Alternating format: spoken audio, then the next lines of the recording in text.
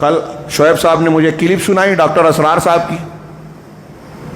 Doctor اسرار صاحب ہمارے بہت سے نوجوان متاثر ہیں, بڑی اچھی تفسیر بیان کرتے ہیں, بڑا اچھا بولتے ہیں, متاثر ہو گئے, لائک کرنے لگے. محاسبہ نہیں کیا, انہوں نے بھی نہیں کیا, آپ نے بھی نہیں کیا. ان کی کلپ سننے کے بعد سے رات سے بے چین تھا میں, مسلسل مشغول رہا, لیکن وہ نہیں بھول پایا کہ بڑے مقام پر مشہور ہونے کے بعد ایسی بکواس کرتے ہیں. امرانی ربی بخمسین نے ایک حدیث پیش کی, ابھی وہ روایت کیسی ہے وہ میں نے نہیں دیکھا, کہ میرے رب نے 5 چیزوں کا مجھ کو حکم دیا. اس میں جو ہے ہجرت, جہاد فی سبیل اللہ, سمع طاعت, جماعت, یہ دیا, اور کہا کہ یہ نہ یہ حدیث. سامعین سے پوچھا کہ آپ نے کتنے سنی ہے, ہاتھ اٹھائیے. کہا دیکھیے آپ لوگوں نے نہیں سنی. کہا آپ نے کون سی سنی؟ بنی الاسلام علی خمسین, جبکہ اس میں حکم ہے, یہ خبریت سیاق میں ہے.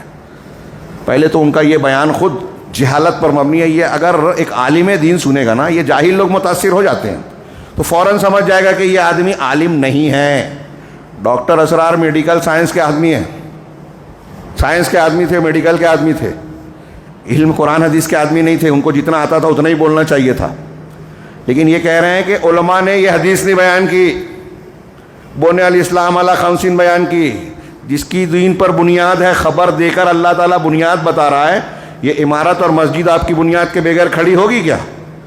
تو اب یہ کہا جائے کہ اس بنیاد پر عمارت کھڑی ہوگی تو آپ مسجد بنائیں گے, تو یہ حکم دیے, یہ حکم نہیں ہے کہ آپ بنیاد بنائیے پہلے پھر مسجد بنائیے. یہ زیادہ بلیغ حکم ہے, لیکن وہ عالم نہیں ہے نا, سمجھے نہیں. چلیے چھوڑ دیجئے یہ بات. آگے چل کے وہ یہ کہہ رہے ہیں کہ مسلمان آج کس کو اسلام سمجھ رہا ہے؟ توحید, عقیدہ, نماز, عبادت, یہ 5 چیزیں. پھر جنازے کی نماز, کفن دفن, یہ وہ رسم, ایسی کچھ چیزوں کا ذکر کیا. کہا یہ اسلام مان لیا ہے, جبکہ اسلام یہ ہے جو انہوں نے بیان کیا. دین کی اقامت کے لیے غافل ہو گیا.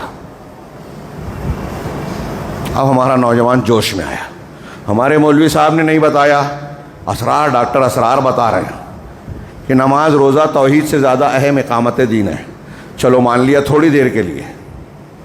جہالت, محاسبہ کیجئے اپنا کہ آپ کیا مان رہے ہیں. وہ ڈاکٹر اسرار چھوڑ دیجئے, آپ نے مانا نا, اپنا جائزہ لیجئے. کیا ڈاکٹر اسرار کی یہ بات صحیح ہے جو آپ نے مانی؟ اقامت دین توحید سے زیادہ اہم ہے. اقامت دین, دین قائم کرنا. کون سا دین قائم کریں گے؟ کون سا دین قائم کریں گے؟ پنجاب والا, ہریانہ والا, دیوبند والا, بریلوی والا, ایران والا, made in India, made in Iran, کون سا دین؟ اگر انبیاء کا دین قائم کریں گے تو سارے انبیاء نے توحید ہی پر زور دیا ہے. قرآن کہتا ہے, حدیثیں کہتی ہیں. اگر توحید نہیں ہے تو دین نہیں ہے, تو قائم کیا کرو گے آپ؟ آپ بول رہے ہو توحید عقیدہ غیر اہم ہے. اگر توحید اور عقیدہ نہیں ہے تو اقتدار کی کوئی اہمیت نہیں ہے. دین کے قائم کرنے میں یہی بنیادیں ہیں جس سے عمارت قائم ہوگی. نماز, روزہ, حج, زکات, تمام انبیاء نے یہی کیا. جاہل ہے یہ. حدیث میں آتا ہے, اور یہ مشکات شریف میں بھی حدیث ہے, مسند احمد ابن حنبل کے حوالے سے اور جامع ترمذی کے حوالے سے. حضور فرماتے ہیں, حارث اشعری رضی اللہ تعالیٰ عنہ اس کے راوی ہیں, انی آمرکم بخمس, مسلمانوں میں تمہیں 5 باتوں کا حکم دے رہا ہوں. اللہ امرنی بہن, ایک روایت میں یہ اضافی الفاظ ہے, اللہ نے مجھے حکم دیا ہے ان کا, اپنی طرف سے نہیں دے رہا. حالانکہ حضور کو اختیار تھا, آپ اپنی طرف سے بھی حکم دے سکتے تھے. وہ 5 باتیں کیا ہیں؟ بالجماعت والسمع والطاعت والہجرت والجہاد فی سبیل اللہ. کتنا بڑا مجمع اس وقت یہاں ہے. کیا میں پوچھ سکتا ہوں کتنے لوگوں نے یہ حدیث سنی ہے آج سے پہلے؟ ذرا ہاتھ اٹھائیں. کیا وجہ ہے؟ دیکھیے 5 چیزیں وہ ہیں جو ہم میں سے ہر ایک کو یاد ہے. حدیث یاد ہونا ہو, اس کا ایسنس تو یاد ہے. بنی الاسلام علی خمس, شہادت لا الہ الا اللہ وان محمد رسول اللہ, واقام الصلاۃ وایتاء الزکاۃ وصوم رمضان وحج البیت من استطاع الیہ سبیلا. کس کو نہیں معلوم 5 ارکان اسلام؟ اور کس نے فرمایا؟ یہ حضور نے. اور یہ کلام خبریہ ہے، بنی الاسلام علی خمس، اس میں امر کا انداز نہیں ہے، خبر ہے۔ اسلام کی تعبیر 5 بنیادوں پر ہے، یہ حدیث ہمیں یاد ہے۔ اور جس کے کہہ رہے ہیں میں حکم دیتا ہوں تمہیں اور اللہ نے مجھے حکم دیا ہے، یہ 5 باتیں ہمارے ذہن سے نکل گئی، اس لیے کہ ہمارے ذہن میں اسلام کا تصور مذہب کا ہے، دین کا ہے ہی نہیں۔ ہم وہی سمجھتے ہیں کہ نماز، ایک تو یہ کہ ہمارے عقائد ٹھیک ہوں، نماز روزہ حج زکوٰۃ کا تقاضا ہو، اور کچھ جو ہمارے سوشل کسٹمز ہیں، عیدیں منائیں، جمعہ پڑھے، قربانیاں دیا کریں عید الاضحیٰ میں، بچے کا عقیقہ کریں، مردے کو دفنائیں کفنائیں، شادی ہو تو ایجاب و قبول کرائیں، پھیرے نہیں ڈلوائیں گے، بھئی یہ ہمارا دین ہے، ہمارا مذہب ہے۔ مذہب دین نہیں ہے، یہ دین کا تصور ہی نہیں۔ ہم اتنے خوگر ہو گئے محکومیت کے کہ دین کی اقامت کا تصور، دین کو غالب کرنے کا تصور ہمارے ذہنوں سے نکل گیا، ذہن میں ہے ہی نہیں۔ اللہ کے نبی صلی اللہ علیہ وسلم سے صحابہ، وہ مکہ کے کفار نے کہا تھا سب پڑھتے ہیں بچے، ڈاکٹر اسرار نے نہیں پڑھا یا سمجھا نہیں، لوگ اس سے متاثر ہیں کہ اگر آپ چاہتے ہیں، پیشکش کی تھی نا مکہ والوں نے، مکی دور میں کئی پیشکش کی تھی، اس میں سے ایک پیشکش یہ تھی کہ اگر آپ چاہتے ہیں تو ہم آپ کو اپنا بادشاہ بنا لیتے ہیں، حاکم بنا لیتے ہیں، ہاں یہ آپ ہم سے سمجھوتا کر لیں۔ تو اگر بادشاہت یا اقامت کا ہی مسئلہ حکومت سے ہوتا، توحید کی اہمیت نہیں ہوتی، دینی تربیت عبادت کی اہمیت نہیں ہوتی، اللہ کے رسول فوراً قبول کرتے کہ حکومت مل رہی ہے۔ مگر وہ ڈاکٹر اسرار اور جماعت اسلامی کے فلسفے کو انبیاء ماننے والے نہیں تھے، اس لیے انہوں نے یہ نہیں کیا جو ڈاکٹر اسرار چاہتے ہیں، اور ہمارا نوجوان جس سے متاثر ہے، محاسبہ کرتا نہیں ہے، جانتا نہیں ہے، خود جاہل ہے، علماء کو کہتا ہے کہ یہ نہیں جانتے۔ خیر، یہ معاملہ یہاں کا ہوا۔ اللہ کے رسول صلی اللہ علیہ وسلم کی دعوت جب پہنچی نجاشی بادشاہ کے پاس، آپ سب جانتے ہیں حضرت نجاشی مسلمان ہو گئے تھے کہ نہیں؟ ان کی وفات پر رسول اللہ صلی اللہ علیہ وسلم نے نماز پڑھی نا جنازے کی، اسی سے لوگ غائبانہ نماز جنازے پر استدلال کرتے ہیں، وہ بحث کرتے ہیں، اختلاف کرتے ہیں، الگ بحث، پڑھی نا، یہ دلیل ہے نا کہ وہ مسلمان ہو گئے تھے۔ تو اللہ کے رسول صلی اللہ علیہ وسلم کے عہد مبارک میں ایک بادشاہ، ایک ملک کا بادشاہ مسلمان ہوتا ہے، لیکن اپنا مسلمان ہونا اپنے عوام سے چھپا کر رکھتا ہے۔ اب ڈاکٹر اسرار، مولانا ابو العلا مودودی، سید قطب، یہ جو ہمارے تحریکی نوجوان ہیں، ان کے اعتبار سے تو اللہ کے رسول صلی اللہ علیہ وسلم کو لپک لینا چاہیے تھا کہ نجاشی بادشاہ مسلمان ہو گئے، وہاں پہنچیں، اسلام کو نافذ کر دیں، اقامت دین کر دیں حبشہ میں۔